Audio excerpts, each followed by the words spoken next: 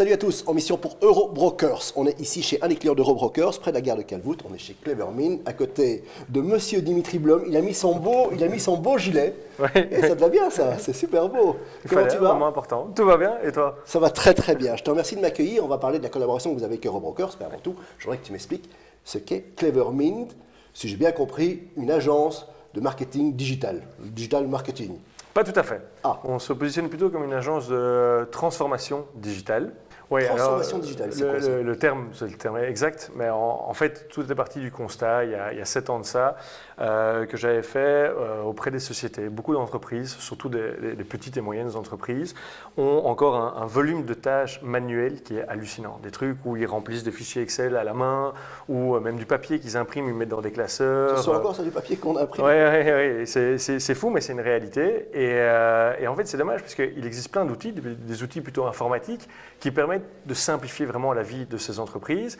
Et c'est là qu'est née la volonté de créer Clevermint pour accompagner ces entreprises dans leur transformation digitale, c'est-à-dire utiliser des outils digitaux pour automatiser, simplifier des process qu'il y a dans les entreprises tous les jours. Ça, c'est le but du jeu. Mais des outils digitaux qui existent déjà, qui sont déjà sur le marché, ou dès que vous créez vous-même?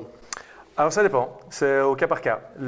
Si tu prends par exemple un restaurant, qu'est-ce qu'il va vouloir? Il va avoir besoin d'un site internet, d'un module pour réserver sa table, et puis éventuellement un système pour gérer les stocks. Comme ça, quand il y a un minimum qui est atteint, ben, hop, il y a une automatisation qui arrive. Ben, ça, c'est des problématiques assez standards. Donc là, on va utiliser des outils qui existent déjà. On va intégrer quelque chose. Par exemple, Odoo, tu en as peut-être déjà entendu parler.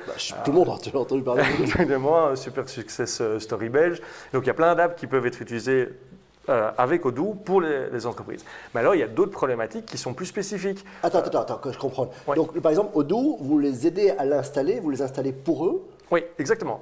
Donc, on va partir de la problématique du client. Donc, je te donne le restaurant, Oui. mais ça peut être un magasin qui veut commencer à faire de l'e-commerce, qui veut se lancer avec de la vente en ligne, une société qui veut faire ses devis ou sa facturation de manière plus automatisée pour avoir moins d'erreurs et pour être plus efficace. Eh ben, si Odoo répond à leurs problématiques, alors nous, on va les aider, on va intégrer Odoo chez eux pour que ce soit personnalisé en fonction de comment eux travaillent. Parce que c'est ça le but du jeu, c'est d'arriver à transformer l'outil digital en fonction de ton besoin. Et c'est pas facile parce que ces entreprises, elles ont déjà leur quotidien. Et l'informatique, c'est pas le truc qu'ils préfèrent. Tu vois, c'est souvent compliqué. On dit ouais, ça bug, c'est un peu rébarbatif. Hein. Oui, c'est ça, exactement. Et donc notre rôle à nous, c'est d'essayer d'arriver un peu comme un courtier en assurance, sauf que nous, on est courtier en digital.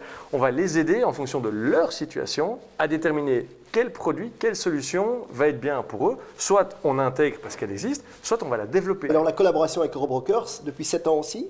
Oui, depuis le début. Eurobrokers nous accompagne avec d'ailleurs Fintro, la partie bancaire. Le côté bancaire. Ils ont toujours été là et comme je te le disais un petit peu avant la vidéo, ils sont là, mais ils sont aussi là quand il y a des situations un peu spécifiques. Rappelle-toi, le Covid, c'était un peu le bordel pour J'aime bien quand tu dis rappelle-toi le Covid. C'est comme si… Ah, c'est de quoi tu parles. Et donc, qu'est-ce qui s'est passé pendant le Covid? En fait, en post-Covid, donc on a eu plein de demandes, donc ça c'était vraiment cool, mais on voulait continuer à appuyer l'innovation, la recherche et le développement. Tu sais, pour le moment, on travaille beaucoup sur l'intelligence artificielle. Hein. On pourrait aussi en parler pendant des heures, mais ça va être un gros tournant. Mais donc, pour faire ça, il fallait qu'on soit supporté aussi d'un point de vue financier, puisque du coup, nous, on doit investir beaucoup de temps et des ressources dans cette recherche et développement, dans cette innovation. Et là-dessus, Fintro avait trouvé le bon moyen pour nous aider, nous accompagner, pour arriver à maintenir notre croissance et notre volonté d'aller vers de l'innovation. Donc, pendant cette période-là, ils vous ont permis de laisser passer l'orage. Exactement. De supporter cette crise et toutes les conséquences qu'il y avait à cette crise et de nous permettre, nous, de continuer d'avancer. Mille merci Dimitri, c'était un vrai plaisir. Je vous souhaite maintenant plein de belles années, toujours avec Eurobrokers comme partenaire. Tout à fait. À bientôt. Merci à toi. À bientôt.